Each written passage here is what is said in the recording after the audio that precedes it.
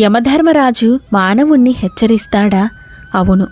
యమధర్మరాజు మానవులకు అనేక విధాలుగా సంకేతాలిస్తాడు. ముందుగా తల వెంట్రుకలను రాలేలా చేస్తాడు. అది మృత్యుదేవత కదలిక.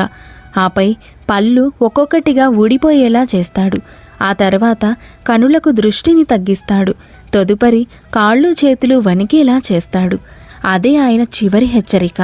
జుట్టు రాలటం ప్రారంభం కాగానే భగవంతుణ్ణి ఆరాధించమని, పూర్తికాలం నియమ నిష్ఠలతో ఉండి ఆయుష్ను పెంచుకోమని, ఇహం నుండి చేయాల్సిన సమస్త విధులు సుఖాలు పొందమని యమధర్మరాజు తన సంకేతాల ద్వారా తెలియజేస్తాడు. శ్రీమాత్రే నమః. మానవుని ప్రవర్తన ఎలా ఉండాలి? కొండ చిలువ వలె లభించిన దానితో తృప్తి చెందాలి. సీతాకోక చిలుక వలె పరులను ఇబ్బంది పెట్టకుండా మకరందాన్ని ఆస్వాదించాలి. తేనెటీగ తేనెని కూడబెట్టినట్లు ధర్మాన్ని కూడబెట్టాలి. లేడిలా ఆకర్షణకు లోను కాకూడదు. అత్యాశతో చేపల వలె గేలానికి చిక్కరాదు. పసిపాపల ఆకలి తీరగానే సంతృప్తి చెందాలి. శిల్పి విగ్రహం మీద ఏకాగ్రత పెట్టినట్లు ధర్మంపై, భగవంతునిపై మనస్సు నిలపాలి. సమాజ సేవ పరంగాను శ్రేయస్సు కోరి ప్రవర్తించాలి.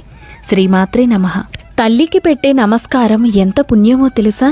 6 సార్లు భూమికి ప్రదక్షిణ చేసినంత పుణ్యం, 10,000 సార్లు కాశీ వెళ్ళి వచ్చినంత పుణ్యం, 100,000 సార్లు సముద్ర స్నానం చేసినంత పుణ్యం. ఇటువంటి 10 రెట్ల ఫలం ఒక్క మాతృవందనం ద్వారా కలుగుతుంది. శ్రీమాత్రే నమః.